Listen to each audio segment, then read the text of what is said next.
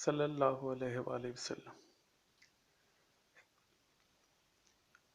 ਦਿਨ ਹਸ਼ਰ ਦੇ ਔਖੇ ਵੇਲੇ ਵਿੱਚ ਜਦੋਂ ਹੋਣਾ ਕੋਈ ਦਿਲਾਸਾ ਨਹੀਂ, ਮੇਰੇ ਪੱਲੇ ਬਾਝ ਸ਼ਫਾਅਤ ਦੇ ਕੋਈ ਹੋਣਾ ਹੋਰ ਅਸਾਸਾ ਨਹੀਂ। ਤੇ ਮੈਨੂੰ ਫਖਰ ਮੈਂ ਉਮਤੀ ਆਕਾ ਦਾ, ਅਖਲਾਕ ਮੈਂ ਡਰਦਾ ਮਾਸਾ ਨਹੀਂ। ਹਸਨੈਨ ਦਾ ਸਦਕਾ ਮੰਗਦਾ ਹਾਂ, ਮੈਂ ਰਹਿਣਾ ਕਦੀ ਪਿਆਸਾ ਨਹੀਂ।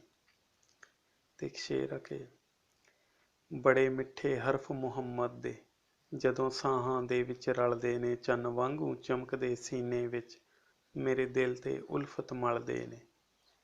ਤੇ ਜਦੋਂ ਰੱਖਾਂ ਵਿਰਦ ਜ਼ੁਬਾਨ ਉੱਤੇ ਗਮ ਜ਼ਿੰਦਗੀ ਦੇ ਪਏ ਟਲਦੇ ਨੇ, ਅਖਲਾਕ ਫੈਜ਼ ਨਿਸਬਤ ਦਾ ਮੇਰੇ ਖੋਟੇ ਸਿੱਕੇ ਚੱਲਦੇ ਨੇ।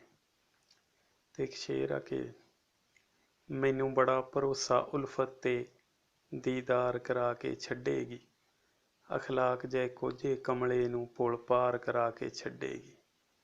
ਸੱਲੱਲਾਹੁ ਅਲੈਹਿ ਵਸੱਲਮ।